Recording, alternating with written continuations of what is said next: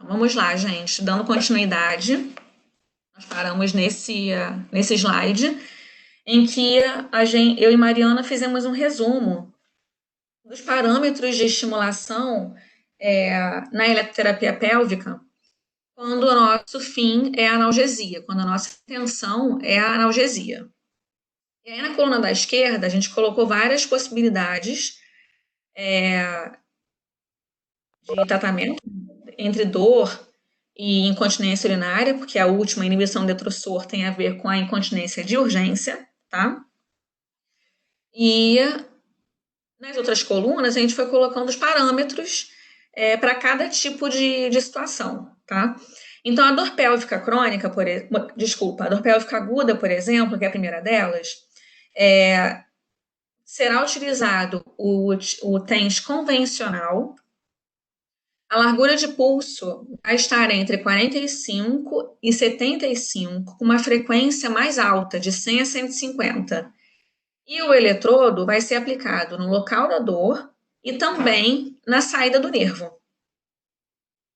Já na dor pélvica crônica, a gente pode utilizar o TENS em duas modulações. Ou a gente usa o TENS tipo acupuntura, ou o TENS tipo breve intenso. No TENS tipo acupuntura, a largura de pulso vai ser de 200, com frequência de 2 a 4. No TENS breve intenso, largura de pulso de 100, com frequência também de 100. Observe que a frequência no tipo acupuntura é bem mais baixa do que a frequência utilizada no breve intenso.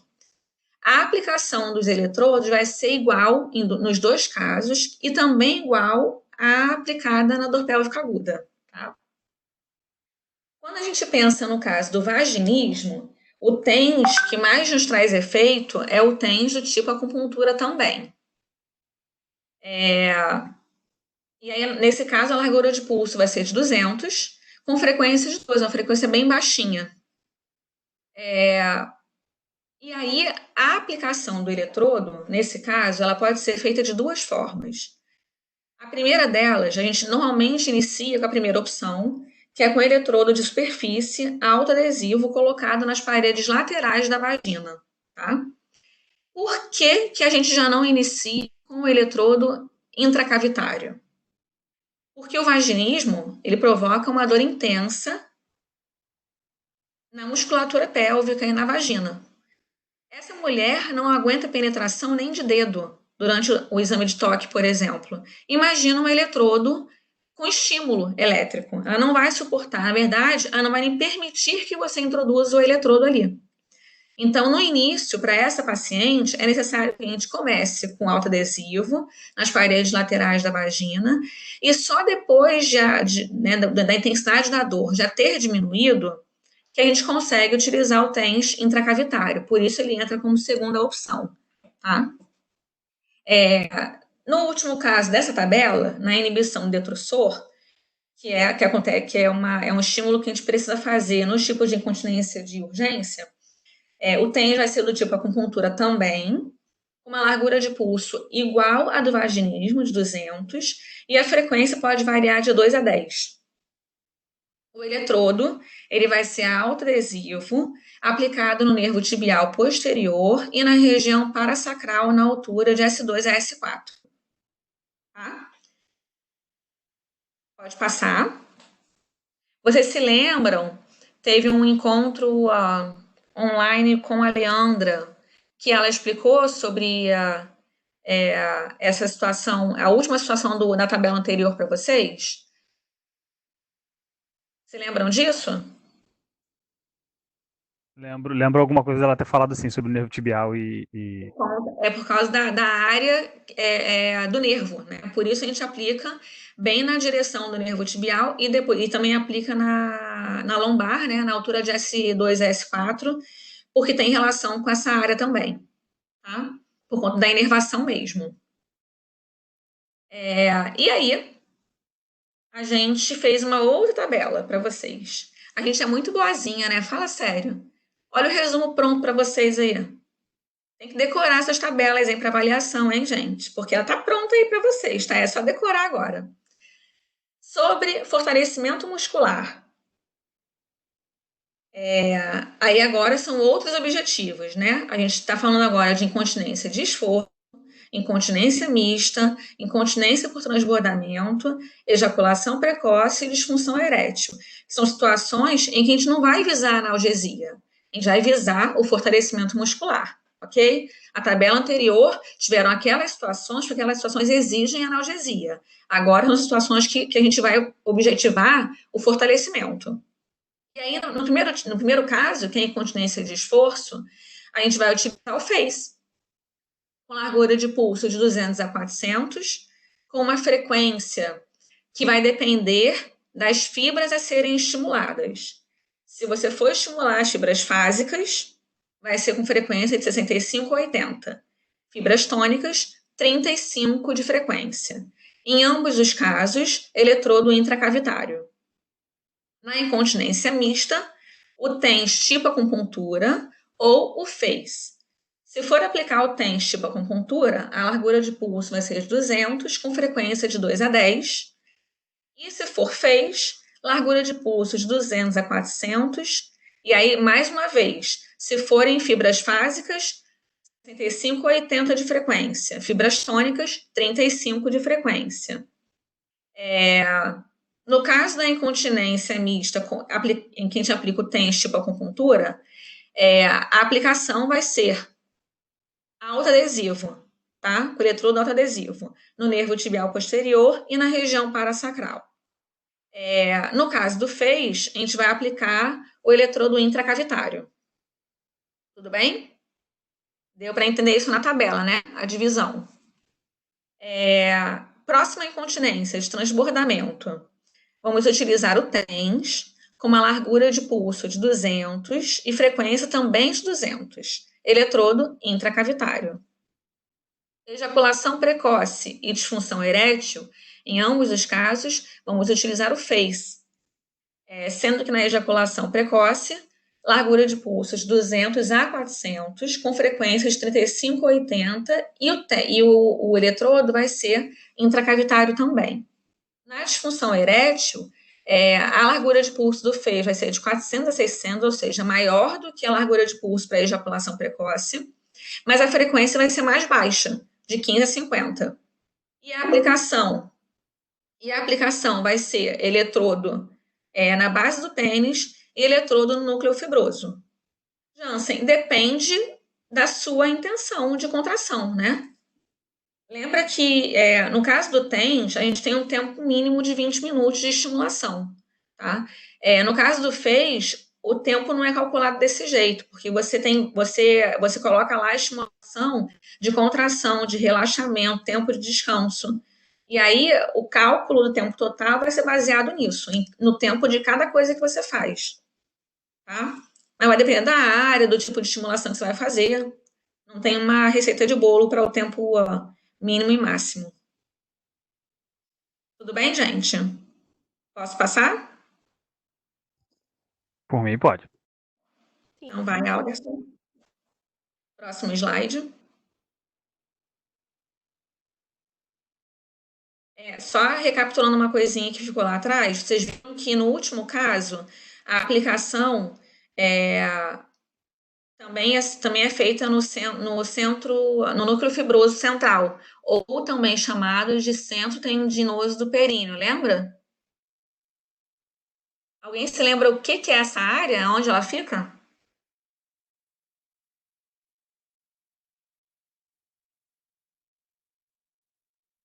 Turma?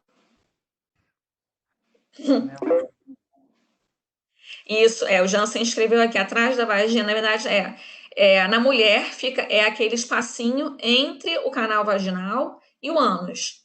No homem é o espacinho que fica entre o saco escrotal e o ânus. Tá? Lembra que ele tem que ter 3 centímetros mais ou menos, lembra disso?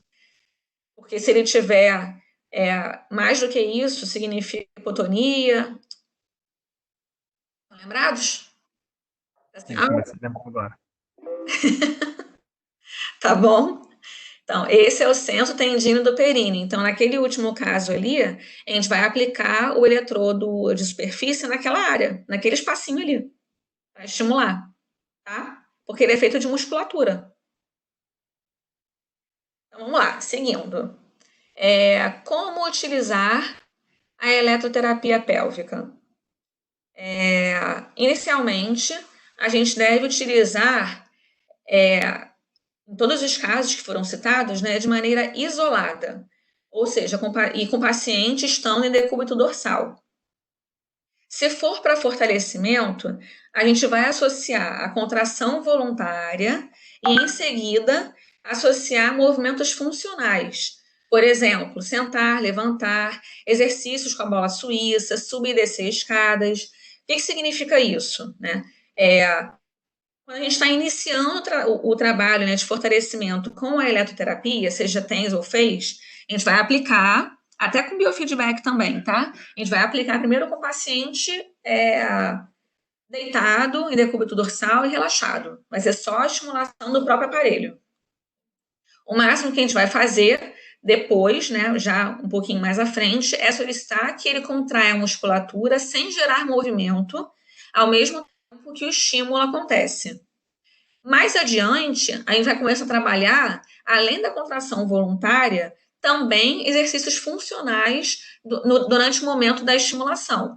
Então, quando ele sentir a estimulação, ele vai sentar e levantar, ou vai subir degrau de escada, tá? A gente pode associar a contração e movimento à estimulação elétrica quando a gente visa fortalecimento. Nós também vamos utilizar diferentes tempos de contração muscular, a depender do tipo de fibra muscular que nós queremos atingir, se é fásica ou tônica, tá? Lembra que uma é o tipo de contração lenta e o outro é rápido?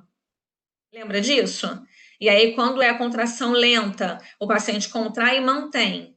Quando é a contração rápida, ele contrai e relaxa, contrai e relaxa. Estão lembrados disso no biofeedback, que eu mostrei isso para vocês? Na aula de disfunção feminina? Sim. Tudo bem? Ok. Pode passar, Alderson.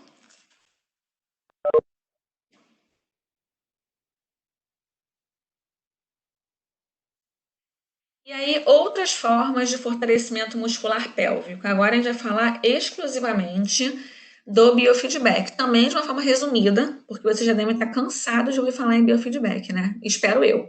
Pode passar, Alderson. Então, o que é o biofeedback? É um dispositivo utilizado para desenvolver o aprendizado e o controle motor. E por que ele desenvolve esse aprendizado, esse controle motor? De que forma? Porque ele dá uma resposta ao paciente, né? Ele mostra tanto para a gente quanto para o próprio paciente a contração que ele está tendo, o tipo de contração que ele está tendo. Por isso o aparelho se chama biofeedback, porque ele tem um feedback do aparelho, tá? Então, dessa forma, ele fornece a conscientização da musculatura do assoalho pélvico para o paciente e favorece, assim, o fortalecimento muscular, tanto das fibras fásicas quanto das tônicas. E aí, como eu falei anteriormente, proporciona um biofeedback, proporciona um feedback, ou seja, uma resposta para o paciente. Resposta essa que geralmente é visual, tá? Que a gente pode ser por meio da televisão, monitor de computador acoplado ao aparelho, né? Ou até mesmo nos jogos. Lembram na aula de disfunção feminina? Que tem a possibilidade também dos jogos, que é a mulher, a paciente, vai vendo, né? O peixinho vai comendo os outros peixinhos no mar, ou plantinha no mar, sei lá, enquanto ela contrai a musculatura do assoalho pélvico. Então, ela tem, cada vez que ele morde alguma coisa, é a hora que ela contrai a musculatura. Então, ela tem uma resposta, né, em relação à contração muscular dela. E o homem, a mesma coisa, tá? Pode passar. Tipos de biofeedback para vocês recapitularem. A única diferença aí é que a gente incluiu esse primeiro tipo aí que antes não tinha sido falado, que a gente chama de Pelvic Trainer, que é uma sonda vaginal para treinamento. Esse caso aí, ele não é acoplado, né? Essa sonda, ela é descartável e ela não é acoplada a nenhum dispositivo. Ou seja, nesse caso, a paciente não vai ver a contração dela por meio de vídeo, por meio do monitor, do aparelho, e nem de forma, e nem no manômetro, né, de pressão, porque ele não é acoplado a nada disso. A resposta que esse biofeedback mais simples traz para a paciente vem através dessa alavanca que vocês estão vendo na figura. Então, ela introduz a sonda, né, na vagina, e essa alavanca fica para fora. Cada vez que ela contrai a musculatura do assoalho pélvico, o que se espera que aconteça com a alavanca? Espera-se que ela desça. Aí é sinal de que ela contraiu de forma correta a musculatura do assoalho pélvico. Se essa alavanca subir, é porque ela está com contrações erradas, tá? Ou até contrações parasitas, que a gente chama. Lembram disso, né? Sincinesias. Então, a resposta que ela tem é através da alavanca. É uma resposta também visual, ela consegue perceber o movimento da alavanca, mas ele não é nada eletrônico, não é acoplado a nenhum outro tipo de aparelho, é simples e ela pode comprar e utilizar em casa para treinamento da musculatura do assoalho pélvico de forma sozinha, né? Sem que ela precise fazer isso no consultório exclusivamente. Tá bom? Pode passar, Alderson. O outro tipo de biofeedback é o manométrico, né, que usa o manômetro de pressão, que vocês já sabem como funciona, em que se insere a sonda essa que nesse caso é insuflável, né, a gente consegue insuflar essa sonda, apertando a perinha do manômetro, e aí a gente vai ver a medida, vai apertar, né, para encher a sonda, até que a paciente relate que já está sentindo a sonda dentro da vagina dela, ou seja, no momento em que a sonda se encheu o suficiente para gerar algum tipo de contato, né, e pressão nas paredes internas da cavidade vaginal dela, e ela relatar que já está sentindo isso, já está percebendo isso, aí é aquele momento que você vai parar de insuflar e a partir dali trabalhar a contração muscular do assoalho pélvico dela, tá bom? Pode passar. Aí temos também o biofeedback eletromiográfico, que é o que utiliza a tela com gráficos, em que a própria paciente vai vendo junto com a gente a resposta da contração muscular dela. Aí eu já mostrei para vocês também nas outras aulas, né? Pode passar.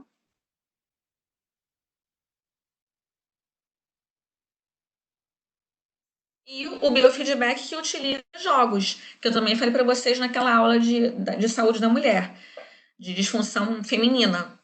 E aí tem várias possibilidades de joguinhos, né? Tem o do peixinho, que foi o exemplo que eu coloquei na outra aula. Nessa daqui aparece, né, o joguinho do balão, o joguinho da asa delta, beija-flor, avião, tem várias possibilidades. Cada joguinho tem uma historinha, né, diferente. Mas o fato é, a cada contração da musculatura do assoalho pélvico dela, espera-se que algo aconteça no jogo. E assim ela vai acompanhando se ela está fazendo a contração no tempo certo e da forma certa. Tomara que ela ganhe o jogo, né? Se ela ganhar o jogo é porque ela contraiu direitinho a periquita, tá bom?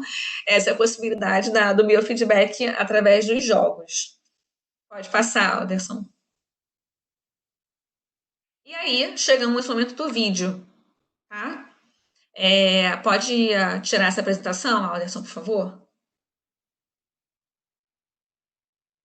No caso do biofeedback através de jogos, é, a gente vai utilizar também a sonda intravaginal, assim como em todos os outros, tá? A diferença é que, nesse caso, o feedback ela tem através do jogo. No eletromiográfico, através de gráficos.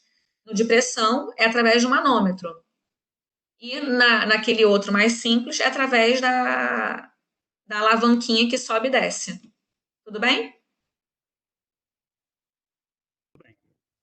Ok. Então, deixa eu ver agora se eu consigo compartilhar com vocês o vídeo. Eu espero que sim.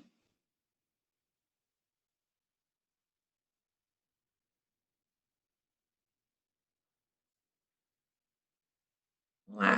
Fé. Se não conseguir, eu te envio, Alderson, aí você projeta para mim. Tá bom? Tá bom, sem problema.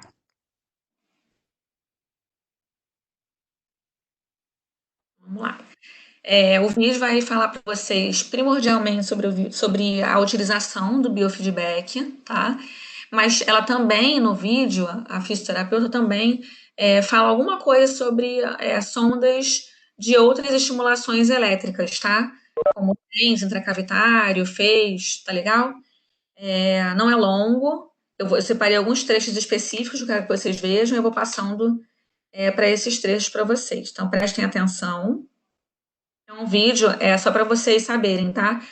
Assistam direitinho agora, porque é um vídeo que a gente não disponibiliza, tá bom? Ele é de uso nosso.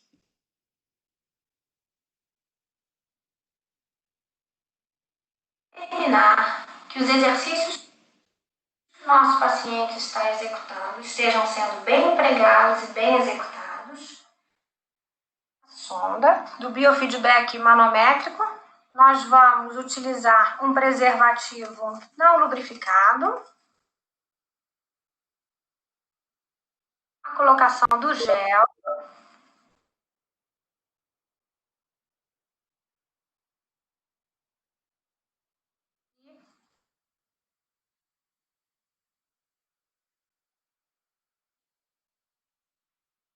Suavemente.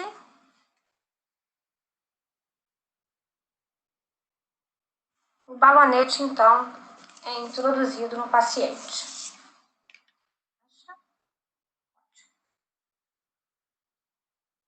A partir da introdução do balonete, da sonda, nós vamos inflar o balão até que o paciente, então, possa sentir a distensão da parede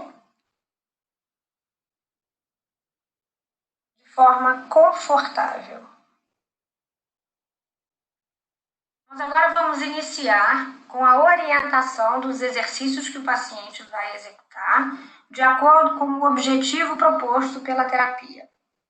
Ele vai realizar contrações rápidas e contrações lentas, conforme a orientação a ser dada. Vamos iniciar com contrações rápidas ou contrações fásicas, com um relaxamento total. Contraia o mais forte possível e relaxe. Contrai e relaxa. Contrai, relaxa, contrai, relaxa. Agora nós vamos pedir ao paciente que faça contrações sustentadas, contrações lentas, tônicas. Nós vamos solicitar ao paciente que contraia a musculatura e mantenha por alguns segundos. O tempo de sustentação dessa contração vai ser determinado conforme a avaliação inicial no exame físico. Contraia, segure a contração. 1, 2, 3, segura. 4, 5, 6 e relaxa. Relaxa bem. Traia, segure. 1, 2, mantém. 3, 4, segure. 5, 6 e relaxe.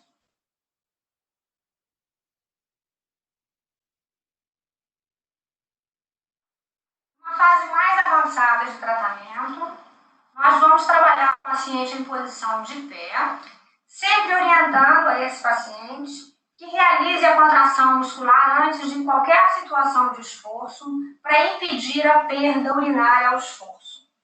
Então, nós vamos iniciar com movimentos simples, mais simples para o mais complicado. Primeiro, nós vamos pedir ao paciente que provoque uma tosse, orientando que ele contraia o músculo antes de tossir. Então, o paciente contraia, tosse bem forte, relaxa. Contraia, tosse mais forte e relaxa.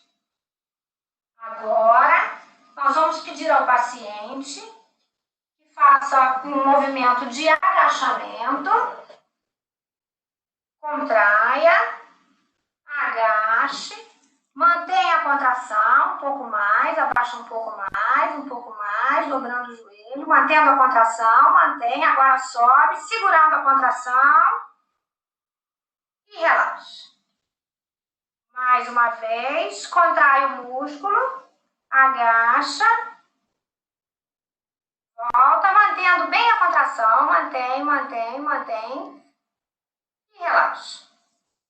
Contraia, suba a escada, subiu, mantenha a contração, mais um degrau, mantendo a contração, segura, agora sustenta a contração e desce, mantém, desce, segura, desce, mantém e relaxa.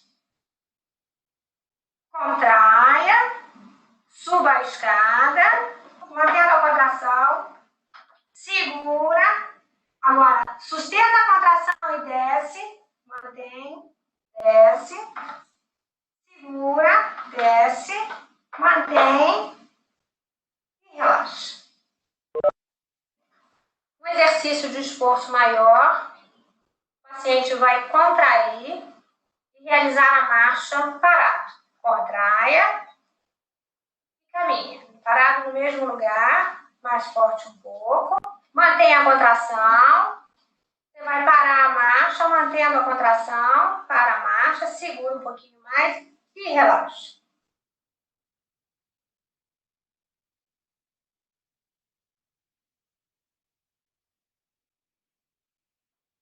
O paciente agora vai ser orientado a realizar a contração muscular do assoalho pélvico para evitar a perda urinária na mudança de postura. Contrai o músculo, levante da cadeira, mantendo a contração, segura. Agora pode sentar, mantendo a contração, segura um pouquinho mais e relaxa.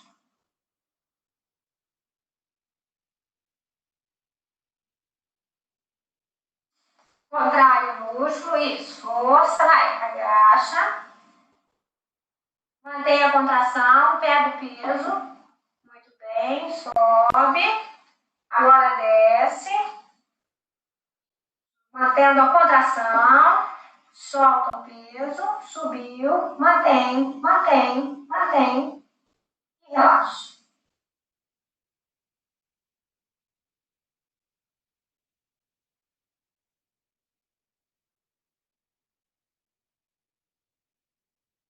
Agora vamos iniciar a prática da eletroterapia. A sonda com gel já colocado na ponta. Nós vamos iniciar a introdução dessa sonda. Lentamente. Relaxa. Faz uma forcinha como se você fosse evacuar. Isso. Relaxe. Mais uma forcinha como se fosse evacuar. Ok. Quando você sentir a corrente elétrica, o estímulo, faça a contração ao mesmo tempo. Vamos lá, contrai. Quando não estiver sentindo a corrente, pode relaxar. Relaxa. Sentir a corrente, contrai ao mesmo tempo. Vamos lá, contrai. Segura. Mantém a contração. E relaxa.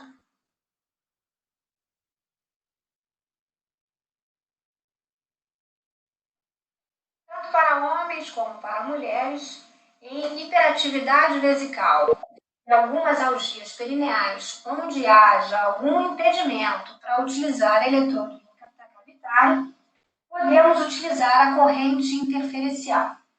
A terapia interferencial é um aspecto da eletroterapia amplamente utilizado, mas ainda pouco compreendido. O método tradicional de aplicação da terapia interferencial lança a mão de 4 eletrodos para atender a 2 circuitos. Os circuitos são dispostos perpendicularmente entre si, de modo a fazer a interseção na área a ser estimulada.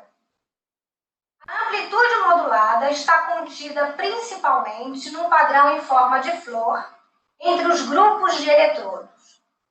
A intensidade da corrente é dependente da sensibilidade do paciente.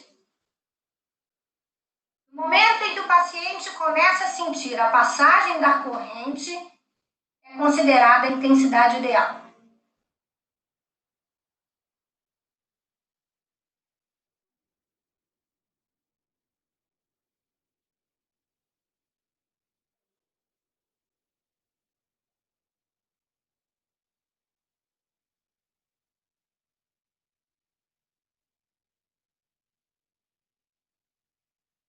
Tudo bem, turma? Vídeo? Isso. Deu para assistir direitinho? Meu Deus. Sim.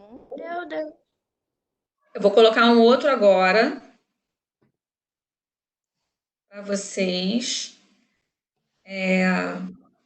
Esse outro que eu vou colocar, vocês assistiram a uma parte dele quando a gente ainda estava em aula presencial. Eu mostrei para vocês a parte de avaliação. Agora eu vou mostrar para vocês a parte que já fala de biofeedback e eletroterapia também para a mulher. Que a gente não teve tempo de fazer isso antes, como tem hoje, eu vou mostrar um pouquinho dele para vocês também, tá bom?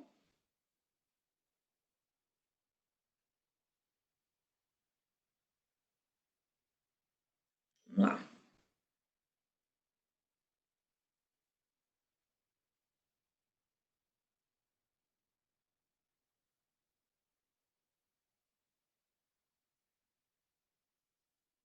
Só ajeitar ele aqui e já compartilho com vocês.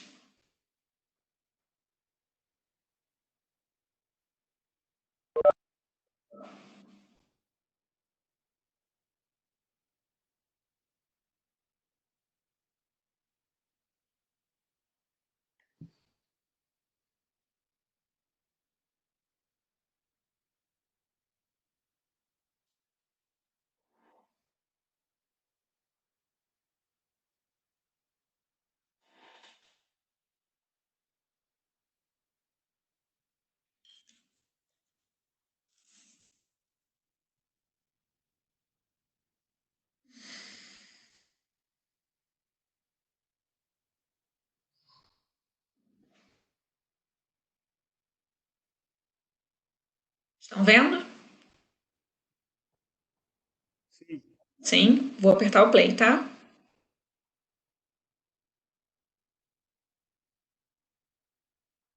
O biofeedback é uma técnica extremamente importante nas patologias do assoalho pélvico, porque através dos sinais auditivos e visuais, a paciente pode perceber a contração no exato momento em que ela está fazendo. Como fazemos o biofeedback? Em primeiro lugar, a taragem. Vamos ver se a sonda está completamente sem nenhum ar. O limitador na posição correta. Vamos, então, após isso, colocar um preservativo, que é muito importante, protegendo, inclusive, o limitador. Todo o material da sonda deve estar protegido pelo preservativo sem lubrificante. É importante que não haja lubrificante.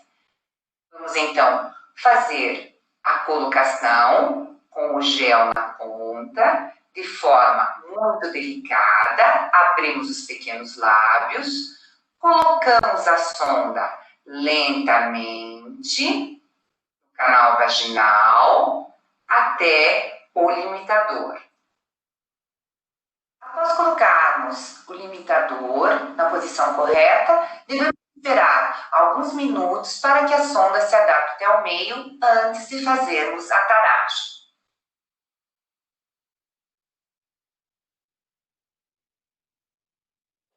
Contrai e relaxa. Vamos então anotar esses dados para começarmos o nosso trabalho. Contrai e relaxa.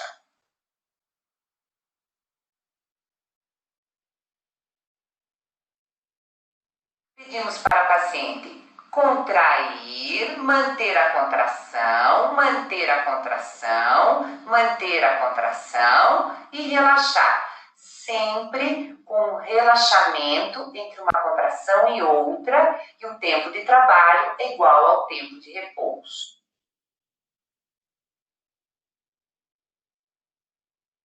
Nas fibras fásicas, contrai, relaxa, contrai, relaxa.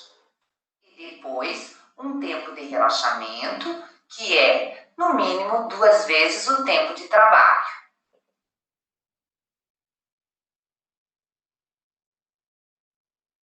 No treinamento ao esforço, vamos pedir para subir a escada contraindo, mantenha a contração e desce mantendo a contração.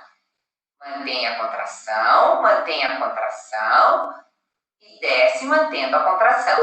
Pedimos um pouso logo em seguida. E agora vamos pedir para a nossa paciente caminhar no lugar, mantendo a contração. Caminhe, mantendo sempre a contração.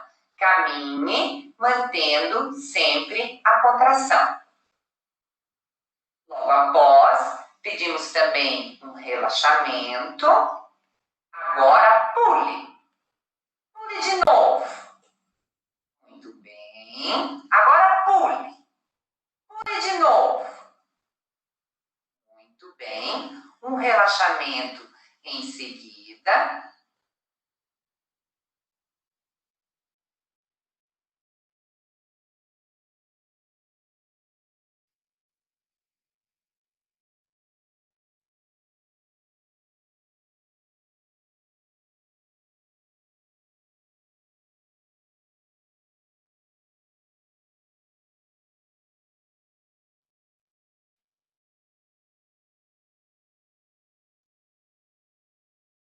A eletroterapia aumenta a qualidade muscular e principalmente a propriocepção. É ideal quando utilizamos junto com o biofeedback.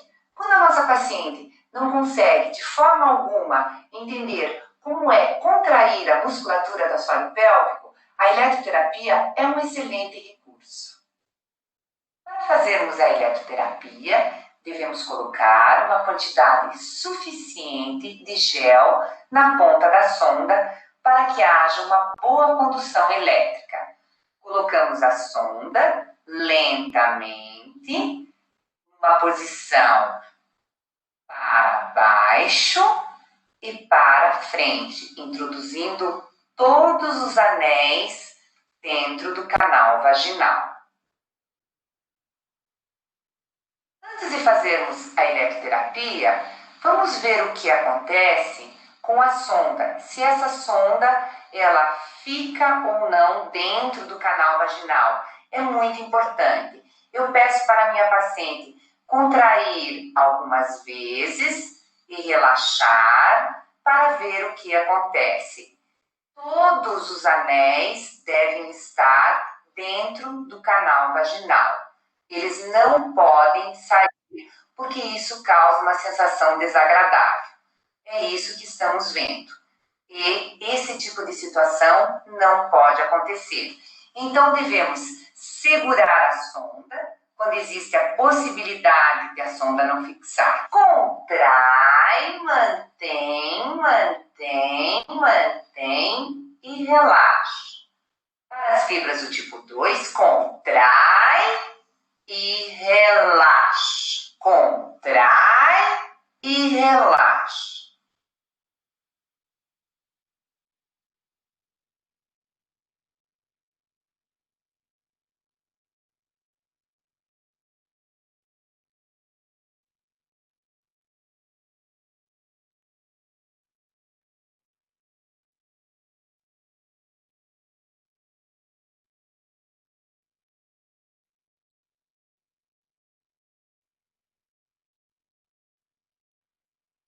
Para trabalharmos em uroginecologia, devemos sempre seguir alguns procedimentos importantes, como, por exemplo, o nosso cabelo deve estar preso, nós devemos estar de avental, o antebraço descoberto para que possamos fazer uma higiene completa junto com as nossas mãos.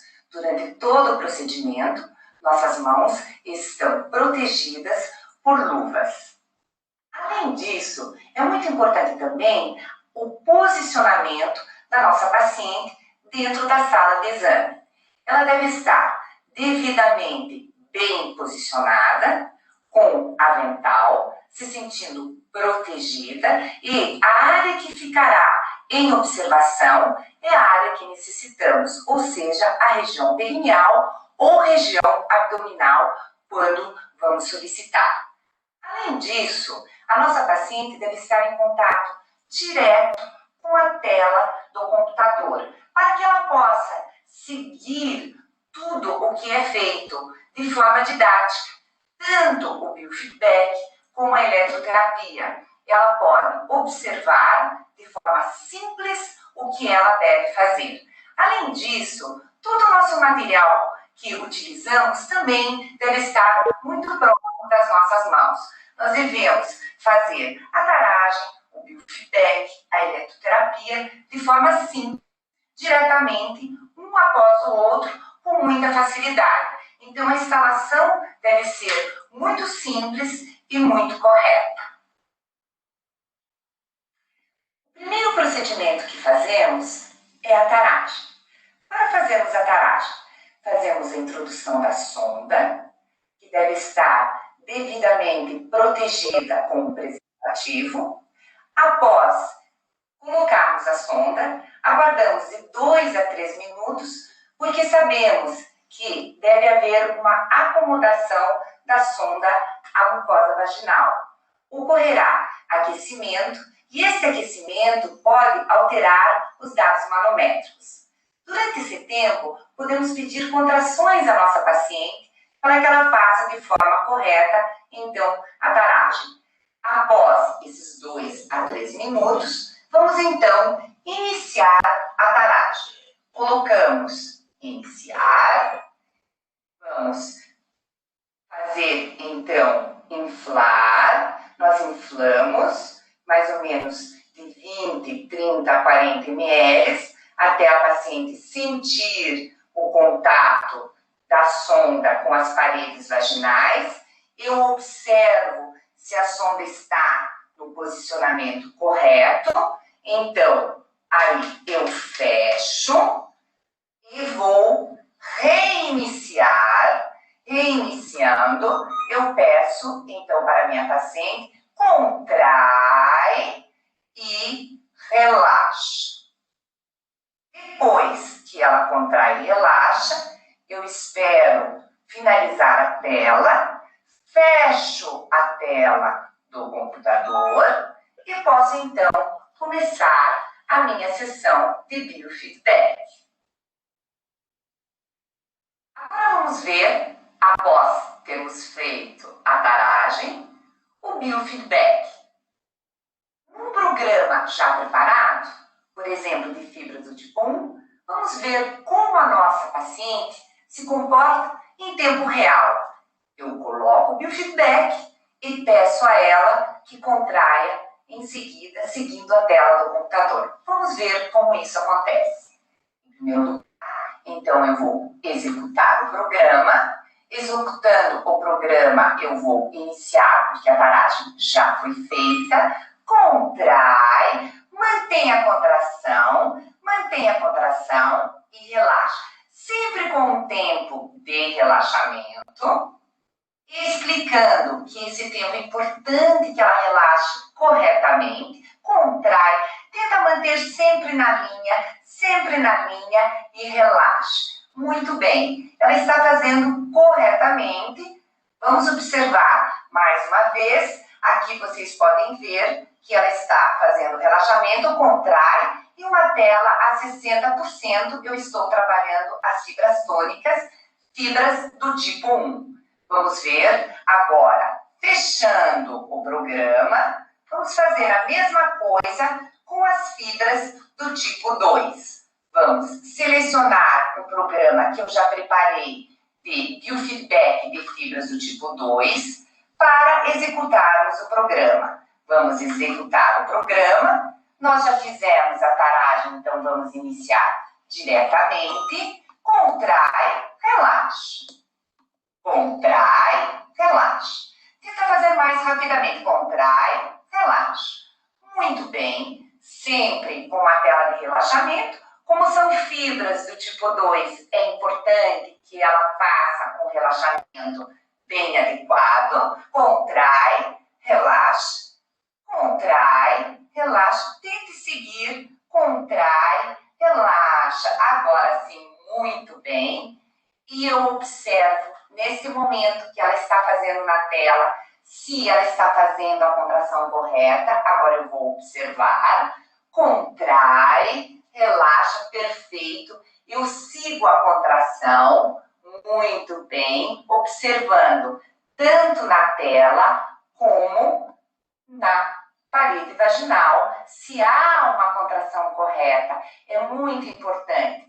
Outro dado importante é se não existem, por exemplo, contrações parasitas dos membros inferiores do abdômen. Geralmente, a gente tende a fazer adução, tende a fazer contração com o abdômen ou contrai os glúteos, e eu devo, a cada sessão, tentar evitar esses movimentos parasitas para que a contração seja a mais perfeita possível. Eu fico, então, com a mão no abdômen. Eu vou colocar agora um novo biofeedback e vou fazer a sequência novamente. Vamos ver como acontece. Vamos lá. Vamos colocar, então, um outro biofeedback já preparado. Vamos colocar o biofeedback fibras do tipo 1. De novo. Vou pedir para executar o programa.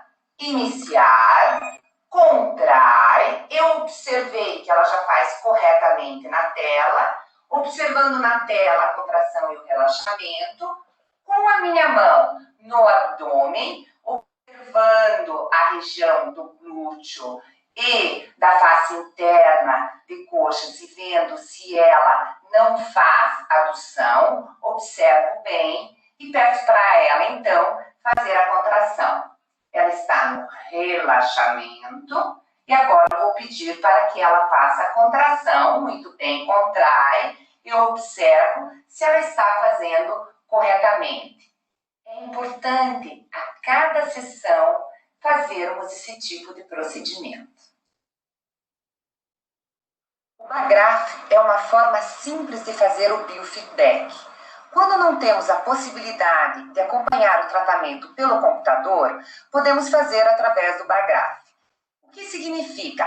Quando vai ocorrer a contração, vai ser mostrado e o paciente deve acompanhar o trabalho de fibras do tipo 2, onde ele contrai durante 2 segundos, rapidamente, 8 segundos de repouso, e novamente ele vai tentar acompanhar 2 picos de contração. Na eletroterapia, os procedimentos são os mesmos.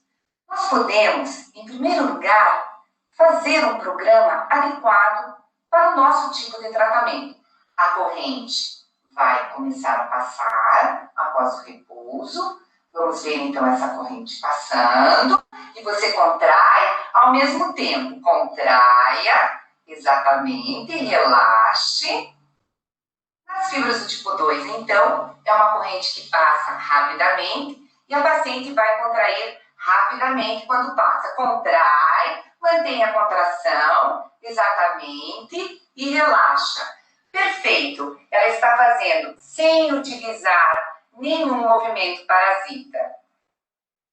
Outro procedimento importante é em relação ao material.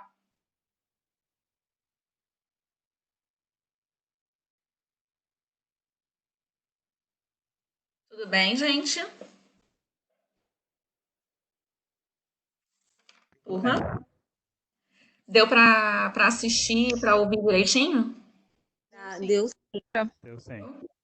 Que bom. E que bom que deu tempo de passar os dois, né? Do homem e da mulher, para vocês verem. Na verdade, a única diferença, a maior diferença é aonde se insere eletrodo, né? A sonda. Na mulher, a gente tem a possibilidade de trabalhar pela vagina ou pelo ânus.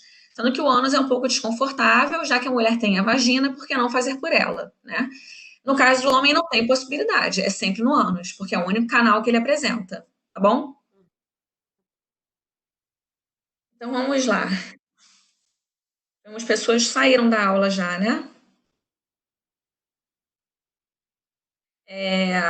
Com isso, a gente finaliza todo o nosso conteúdo da SA4, tudo que a gente preparou para poder mostrar e ensinar para vocês. E aí, agora, a gente vai fazer o fechamento dessa SA. Tudo bem? E aí, agora é aquela hora que vocês participam, gente, ativamente, lembra? É a hora que eu falo menos. Tudo bem? Vocês conseguiram resolver as questões da SA4?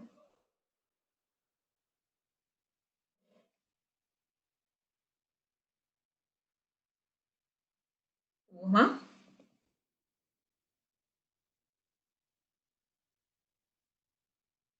Turma? Estamos aqui, tô ouvindo. Gente, por que todo mundo fica mudo? Tô Achei que minha voz ouvindo. estava saindo de novo. Tá todo mundo ouvindo? Por favor, gente, fala comigo. Tô. Obrigada, gente. Muito obrigada. Porque estava achando que vocês já não estavam me ouvindo de novo. Então vamos lá. Estão aqui Camila Guimarães, Daiane, Jansen, Júlia, Letícia, Alderson e Nayara. Então vamos lá. Essa SA, ela abordou várias alterações relacionadas ao homem, né? Então vamos lá. Vocês precisam que a gente leia de novo a SA ou a gente pode partir direto para a correção das questões?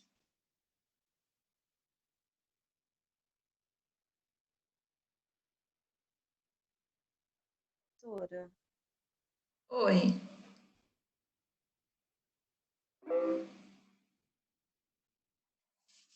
Cíntia.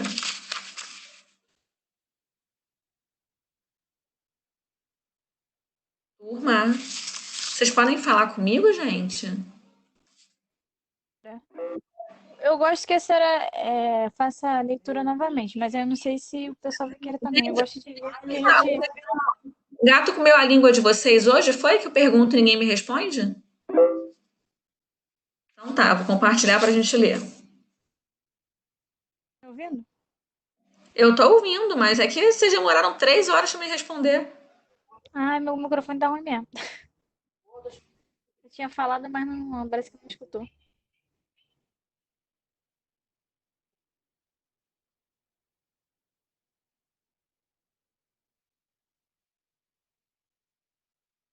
Todos veem?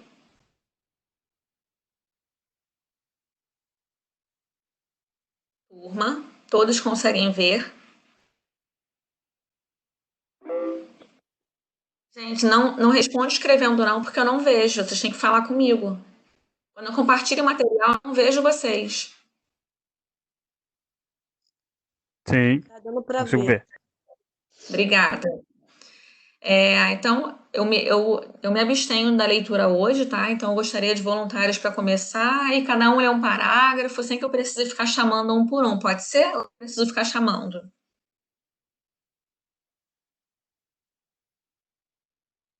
Professora, Vou começar então.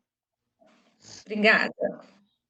Antônio, 60 anos, apresenta-se para avaliação fisioterapêutica após esperar 2 meses para a consulta. Com queixa principal de dormência em ombro direito, que vai para o braço esquerdo, o paciente não apresenta o hábito de procurar o serviço de saúde com frequência. E há 6 meses realizou a amputação transfemoral, devido à descoberta e complicação da diabetes tipo 2. Colheu-se em sua história patológica pregressa, hipertensão sistêmica, dislipidemia, coronarlopatia, faz uso de losartana e metformina, é tabagista, 3 maços por dia, e é etilista há 30 anos. paciente também relata dispneia, amédios, esforços e dificuldades para a realização de suas atividades de vida diária, como tomar banho, estender a roupa no varal e cozinhar. Obrigada. Quem é o próximo?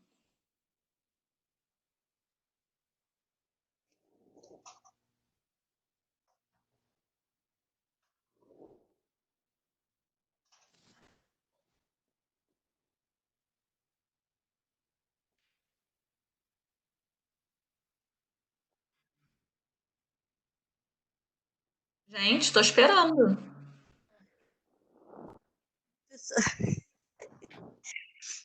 Evidenciado da avaliação os seguintes sinais vitais: 88 BPM, frequência cardíaca, frequência respiratória 20 RPM, saturando 94%, temperatura 36 graus, pressão arterial 130 por 90, deambula com dificuldade com auxílio de duas muletas auxiliares. Axilares. Auxiliares. Mostrou ao escuta pulmonar murmúrio vesicular diminuído com roncos expiratórios. Pode continuar, Camila. Apresentou no exame laboratorial glicemia de jejum de 172, ácido úrico de 8 mg, colesterol total de 230, HDL de 28, LDL colesterol 160, triglicerídeos 450 e ureia de 96. Próximo. Posso falar? Antônio realizou fisioterapia, mas acabou não tendo muita aderência neste primeiro momento.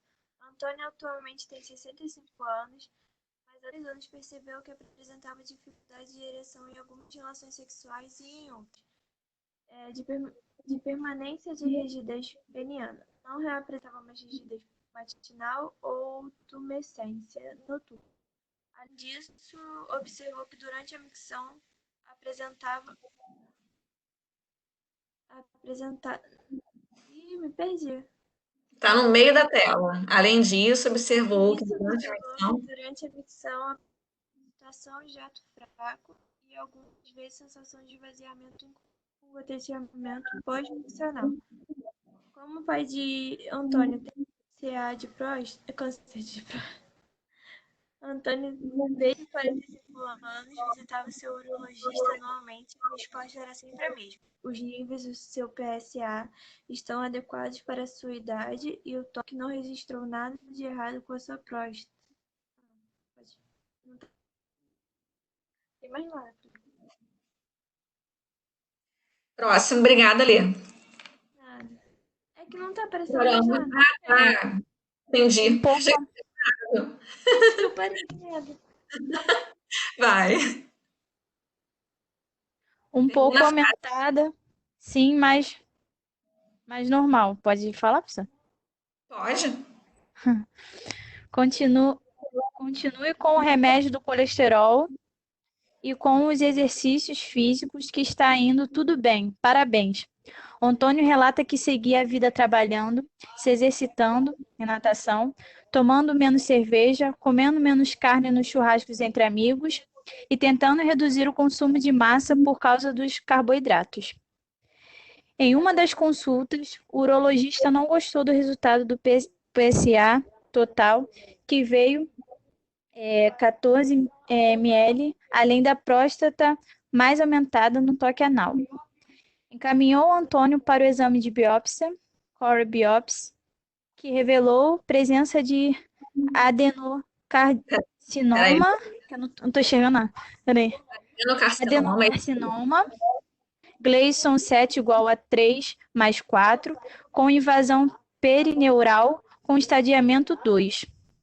Foi realizado a prostatectomia radical por via laparoscópica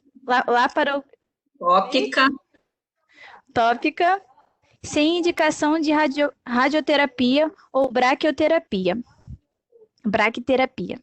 Na consulta de revisão de 1 mês no pós-operatório, os níveis de PSA total já eram normais. Nessa consulta, Antônio reclamou da disfunção erétil e perdas urinárias em gotas aos grandes esforços, especificamente ao levantar da cadeira e quando ficava muito tempo sentado. Pode parar, Júlia, próximo.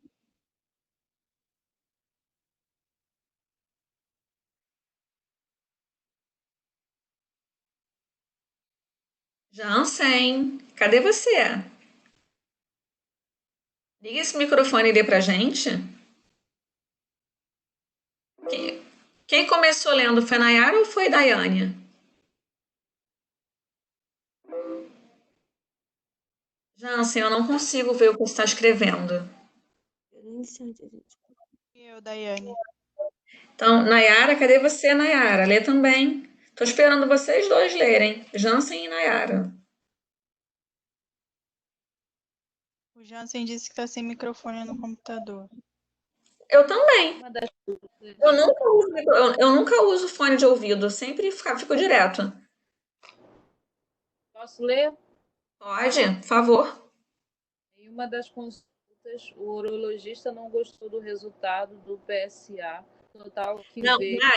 já é o próximo parágrafo. Foi encaminhada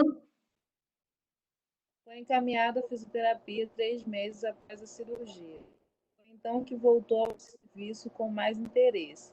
Ao exame fisioterapêutico não apresentou alterações morfológicas de pênis e bolsa escrotal. Anos sem alterações com discreta hiperemia em região perineal. Antônio fazia uso regular de absorvente masculino. Na inspeção dinâmica, apresentou perda urinária e salva. Na avaliação,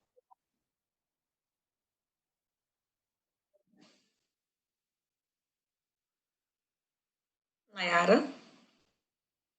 discreta hipoestesia e hiporreflexia do reflexo pudendo.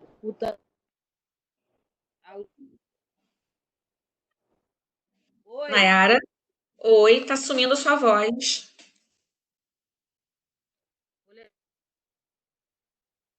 Avaliação de sensibilidade da região perineal, observamos discreta hipoestesia com hiporreflexia do reflexo pudendo, ultrarenal e cremastérico à esquerda. Apresenta no centro tendíneo do períneo e no foi evidenciada hipotonia dos músculos tubo retal e esfíncter anal externo. Força do músculo retal diminuída e esfíncter anal externo, conseguindo ser saído por 6 segundos. Antônio relata que o uso de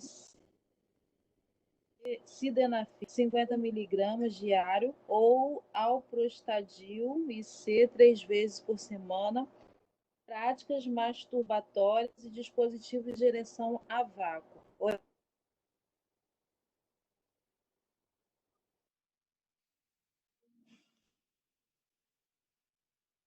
Para sua perda urinária, mas diz que gostaria de saber mais sobre a terapia por ondas de choque. Além disso, Antônio também quer melhorar a sua locomoção e sentir mais disposição nas atividades de vida diária. Muito obrigada, Nayara.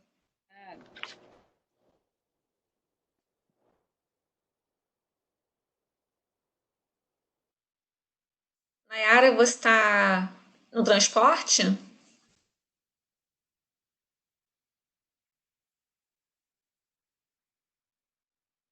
Nayara? Oi. Você está no transporte? Não. Não? Ah, porque teve um momento que eu achei que você tivesse, parecia que tinha um vento perto, parecia que você estava no transporte. Ventilador. Tá bom. Então tá. Tendo lido a SA, para vocês lembrarem, vamos às questões. Questão 1, sobre o diagnóstico, quem se habilita? Já se habilitou aqui, já escreveu. Quer dizer, copiou e colou, né, Jansen? Eu vou ler para vocês o que Jansen colocou. A disfunção erétil, fraqueza no jato miccional, perda urinária em gotas e dificuldade no esvaziamento da bexiga após a prostatectomia total. Hipotonia do centro tendíneo do períneo, hipotonia dos músculos puberretal e esfíncter anal externo.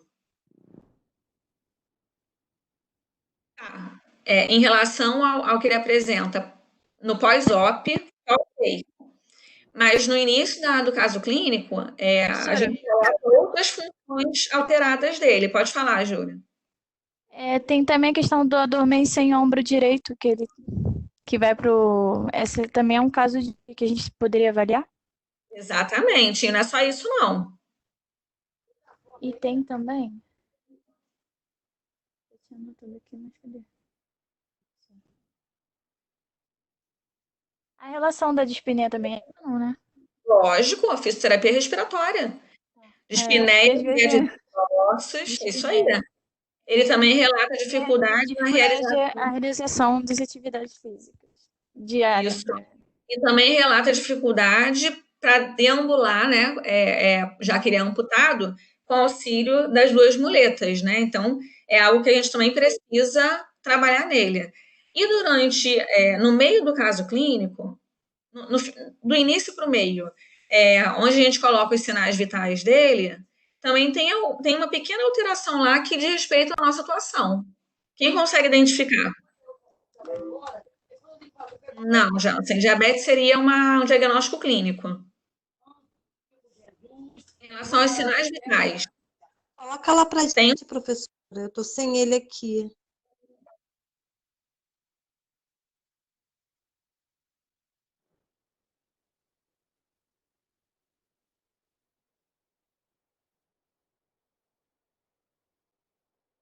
Deixa eu lá em cima para poder colocar para vocês. Aí, ó, foi evidenciado no momento da avaliação os seguintes sinais vitais: frequência cardíaca 88, respiratória 20, saturação de oxigênio 94%, temperatura 36 graus e pressão arterial 130/90. Tá tudo ok aí? Não, ele tá saturando baixo. Exatamente, Camila. A saturação dele não está ideal, tá? Para quem não sabe isso, a saturação ideal é perto de 100 mesmo, tá? A gente considera ideal. Pode falar, pode falar. O oxigênio dele não tá indo pro sangue. Exatamente, ele está com baixo no oxigênio, a saturação dele. A oxigenação ideal para a gente regula entre 98% e 100%. 94% já é bem pouco, tá? Para um paciente que não está em estado grave, acamado, é uma saturação que precisa de atenção. E aí também a fisioterapia respiratória, tá? Então seriam... E tem mais uma coisa, tem mais um item aí nesse parágrafo que também entra pra gente. O quê? A pressão? 130/90? Não. Murmúrio vesicular. Exatamente. A ausculta pulmonar dele não está boa. Ele parece estar roncos respiratórios. Tem tudo bem aí?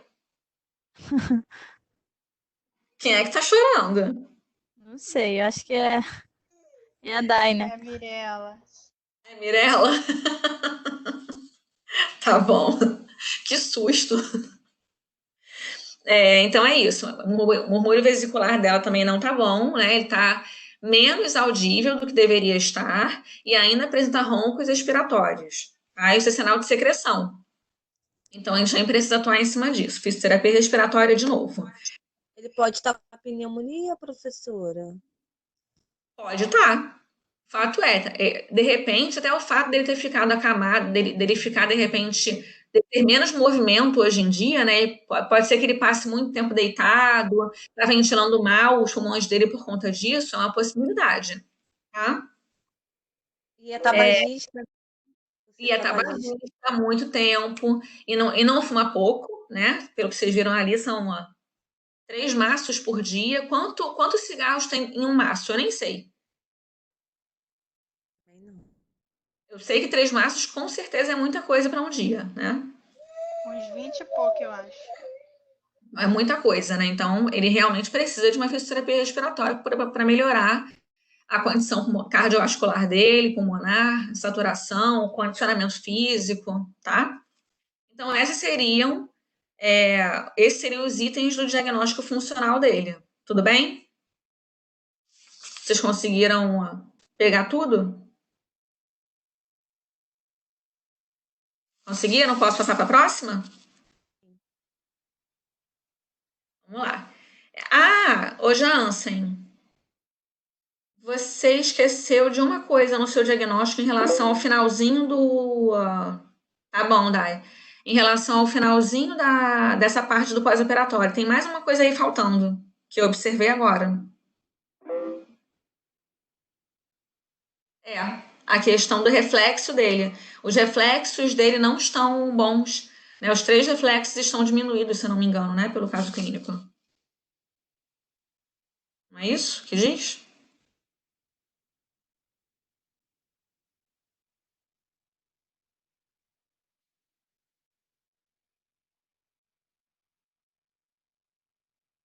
Ali, ó. Na avaliação de sensibilidade da região perineal, observamos discreta hipoestesia com hiporreflexia do reflexo pudendo, cutâneo anal e cremastérico à esquerda. Então, ele está com esses 3 reflexos diminuídos, além de perda de sensibilidade também nessa área perineal. Então, isso também entra para a gente. Agora sim, agora está completo. Tudo bem?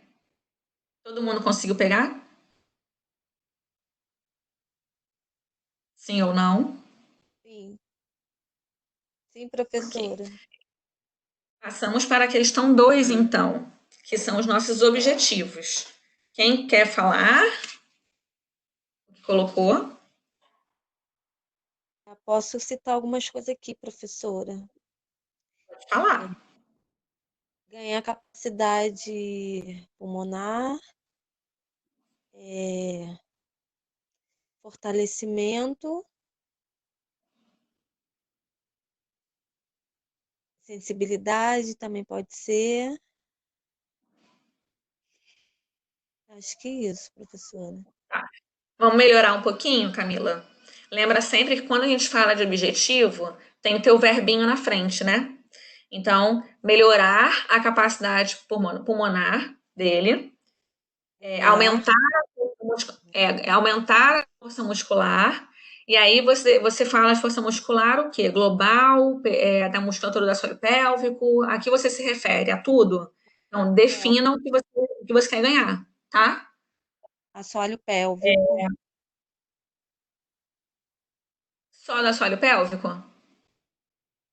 Não, Eu diria, também. eu diria do assoalho pélvico e da musculatura global também, tá? Porque ele é amputado, ele precisa melhorar a força muscular global dele para que ele consiga deambular com auxílio das muletas sem sentir dor, né? E sem se lesionar, tá bom?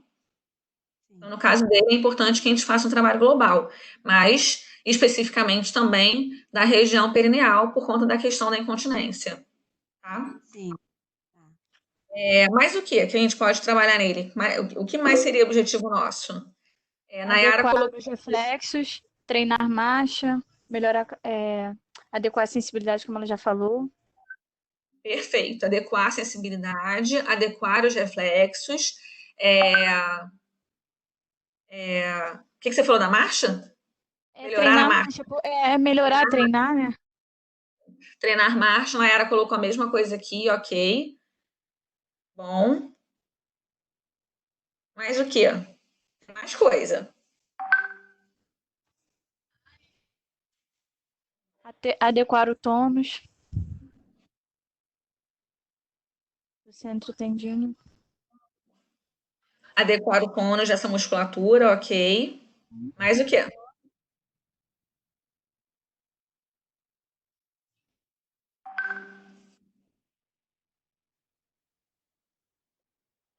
Mais o quê? Retornar a atividades de vida diária. Retornar às atividades, sim. Sim, Jansen, fortalecer os músculos do assoalho pélvico, sim, mas a Camila já falou, tá? E aí eu oriento a vocês que não apenas coloquem como objetivo fortalecer o assoalho pélvico, mas também a musculatura global, como eu falei antes. Mas no caso do assoalho pélvico, dá especial atenção aos músculos pubo-retal e esfíncter anal externo, que são os dois músculos citados no caso clínico, que estão com perda de tônus, né, e de força, principalmente esses dois. Tá? Aí, Júlia, você Professora, falou sobre a qualidade de vida, né? Melhorar a isso. qualidade de vida. Também entraria também adequar a função erétil, colocaria assim? Eu estava esperando por isso. Muito bom. Sim. Melhorar a disfunção erétil, né? Ou colocaria melhorar a disfunção erétil, recuperar, né? E não apenas ela, a incontinência urinária também. Porque ele também tem incontinência urinária. Sim. Aí eu colocaria o quê? Diminuir a perda urinária? Não melhorar a incontinência urinária, melhorar. Tratar a incontinência urinária, Tratar. a disfunção erétil. Tá? Agora a gente conseguiu fechar os objetivos. Ok. E aí vamos para a questão 3. A questão 3, nesse caso clínico, é o prognóstico ou é tratamento? Eu não lembro. Tratamento? Então vamos lá. Questão 3, tratamento. O que vocês colocaram?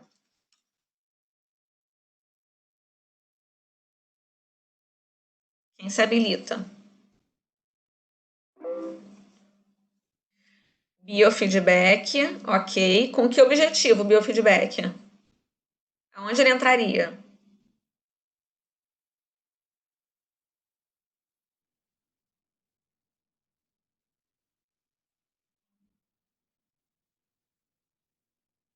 Lembrem-se que quando vocês colocam uma técnica específica, eu espero que vocês digam para que ela serve, tá? Qual é o objetivo de vocês com essa técnica? Biofeedback para tratar a incontinência urinária, ok. Mais o quê? Fisioterapia para treinamento de contração muscular do assoalho pélvico. Sim, mas só do assoalho pélvico? Não. Também a força muscular e também. Fugiu a minha palavra aqui, professora. Na verdade, toda a musculatura, né? Então, assim, coloca cinesioterapia pélvica e cinesioterapia global, né? Para ganho de força muscular global e da musculatura do assoalho pélvico. Tá? Mais o quê? Vocês falaram do fortalecimento com a cinesioterapia, falaram do biofeedback para incontinência, mais o quê? Para trabalhar a incontinência e a disfunção erétil dele, seria só o biofeedback de aparelho? Não teria nenhuma outra possibilidade? Hein? Entra a incontinência, pode entrar a cinesioterapia, professora? Eletroestimulação. Também vai entrar, isso aí, eletroestimulação, fez. A Júlia falou e o Jansen escreveu, é isso aí. Aí vai usar pode usar tanto fez quanto o biofeedback, quanto os dois, tá? O biofeedback pode entrar com uma avaliação para poder entender qual é o grau de contração muscular desse homem, e depois entrar com fez para trabalhar o fortalecimento muscular também, tá? Aí o Jansen colocou aqui exercícios respiratórios, né? Fisioterapia respiratória, ok, também entra, mas o quê?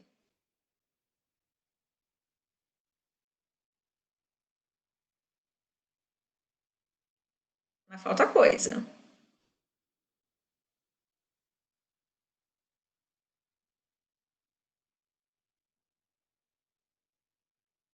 Mas ninguém sabe mais nada, mas gente, a gente falou isso tantas vezes nas aulas desse ciclo. Ninguém pensou em reeducação postural, em terapia comportamental, em terapia manual. Ninguém pensou nisso, não? Para que serviria, no caso dele, a terapia comportamental?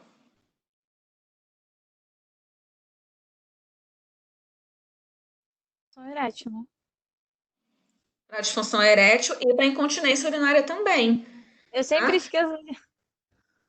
Também. A gente vai trabalhar através da terapia comportamental o funcionamento da bexiga e dos esfíncteres. Também vai trabalhar com ele a questão das posturas, durante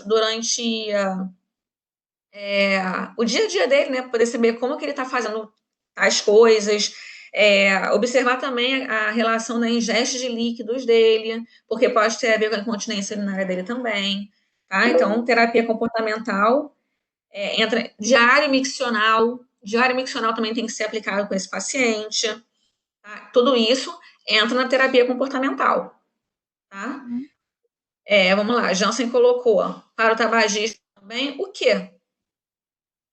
Não entendi, Jansen. Em relação à terapia comportamental que você está falando? Sim, também. Também. Em relação à reeducação postural, por que que eu falei da reeducação postural?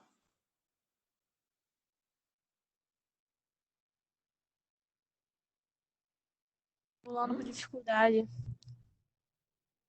Não entendi. É o quê? Porque ele tá deambulando com dificuldade, professora? A gente precisa Provavelmente é. A gente precisa, junto com o treino de marcha, né, que tem que ser feito com esse paciente, também fazer um trabalho de reeducação postural para reequilibrar a musculatura dele. Provavelmente ele deve estar com isso. Provavelmente ele tá andando com a mulher. Não só porque ele tá amputado, mas também, né? Por causa da postura, né? É provável que ele esteja andando de forma errada, com posturas erradas, e se sentando de forma errada, e se deitando de forma errada, e está gerando todo um desequilíbrio nele também. Tá? Então é importante fazer uma reeducação postural também com ele. Tem mais coisa. Eu falei também do. Isso aí, Jansen, não pensa no passado, né? Pensa no caso clínico. Ele provavelmente foi amputado porque ele é diabético e fuma. Tá bom? Mas a gente não conta a história anterior dele. O caso clínico começa ali. A terapia manual. Eu falei de terapia manual. Por que terapia manual?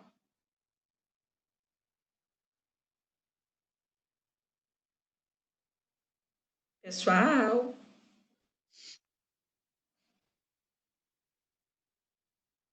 Ninguém sabe me dizer sobre a terapia manual? A gente não pode, por exemplo, trabalhar fortalecimento muscular inicial com toque retal, anal? Aula passada. Então, a gente pode trabalhar com toque e também outras estratégias como massoterapia, alongamento, reflexo de estiramento, treino de contração voluntária e a própria propriocepção. Trabalhar a sensibilidade de reflexo de forma manual com esse paciente. Tudo bem? Conseguiram alcançar?